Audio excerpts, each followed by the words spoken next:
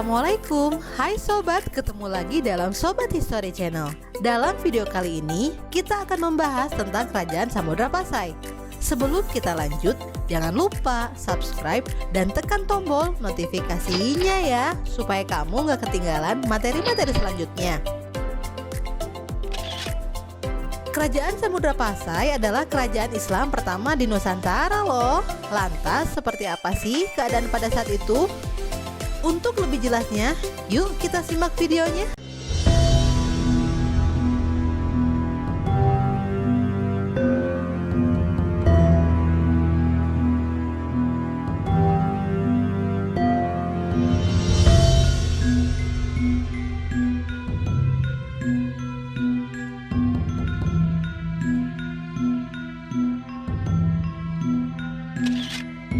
Letak dan pendiri Kerajaan Samudra Pasai.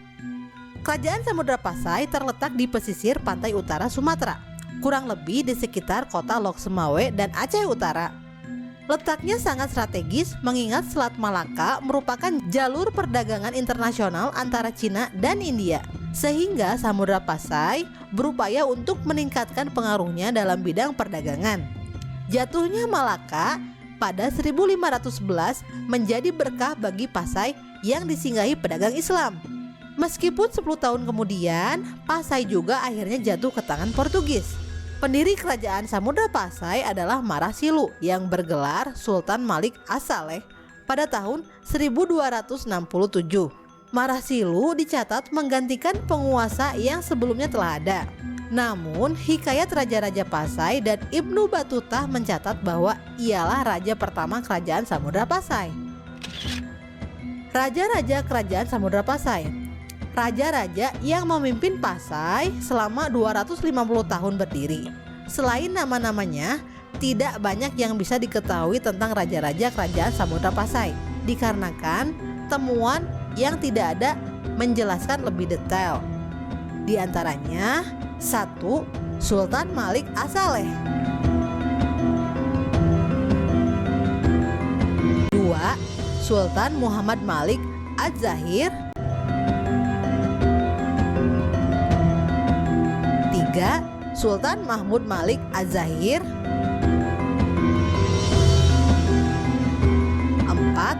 Sultan Zain Al-Abidin Malik Az-Zahir. 5. Ratu Nahrasyah.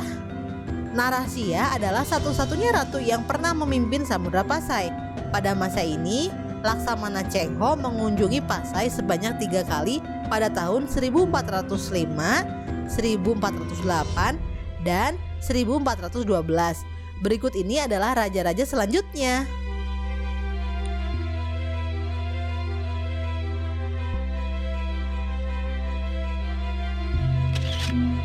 Kehidupan masyarakat sosial.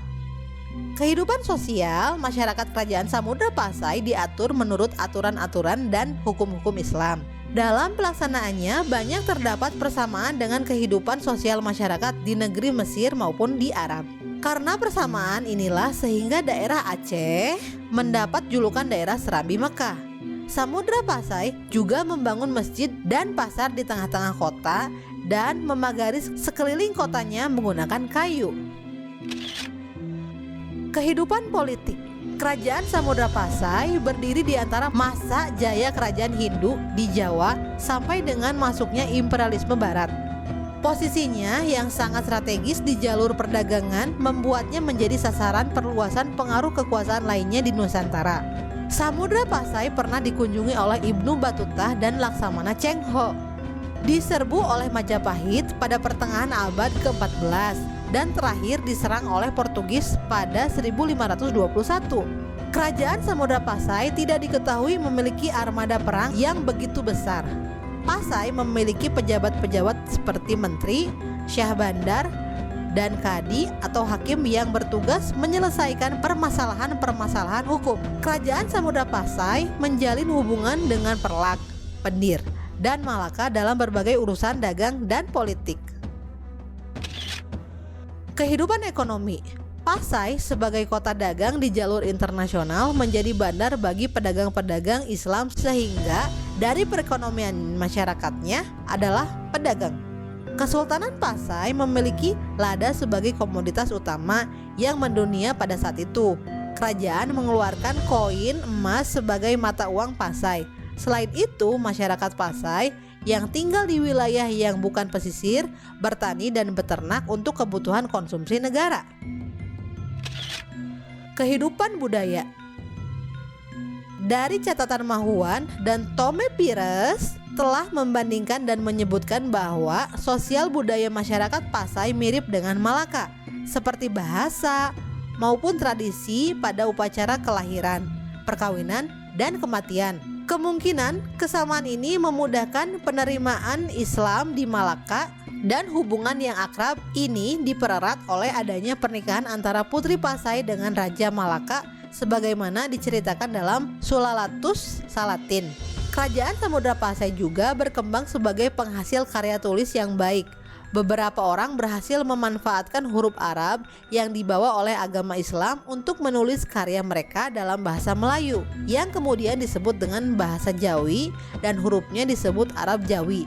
Selain itu, berkembang ilmu tasawuf yang diterjemahkan ke dalam bahasa Melayu.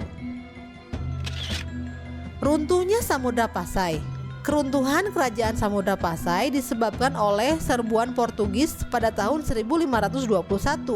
Serangan ini melengkapi penguasaan Portugis atas Selat Malaka sebagai jalur utama perdagangan internasional. Serbuan Portugis ini terjadi karena perebutan kekuasaan yang terjadi pada akhir masa kekuasaan Sultan Jainal Abidin IV sekitar tahun 1517. Kekacauan ini menyebabkan lemahnya kekuatan dalam negeri sehingga memudahkan Pasai dikalahkan oleh Portugis. Wilayah Pasai sendiri kemudian masuk ke dalam daerah kekuasaan Kesultanan Aceh beberapa tahun setelahnya. Peninggalan Kerajaan Samudra Pasai. Peninggalan Kerajaan Samudra Pasai antara lain yang cukup terkenal adalah makam Sultan Malik As-Saleh. Makam ini dirujuk sebagai bukti masuknya Islam ke Nusantara pada abad ke-13. Makam ini ditulis dengan huruf Arab dan berciri-ciri seperti makam orang Islam. Peninggalan lainnya adalah hikayat Raja-Raja Pasai yang memunculkan nama-nama raja. Koin-koin emas bertuliskan huruf Arab juga ditemukan, diduga sebagai peninggalan dari Kerajaan Samudra Pasai. Jika video ini bermanfaat untuk kalian, silahkan like dan share. Karena berbagi akan semakin banyak orang yang memahami dan mencintai sejarah. Semoga video kali ini menambah wawasan kalian tentang sejarah. Sampai ketemu pada materi selanjutnya.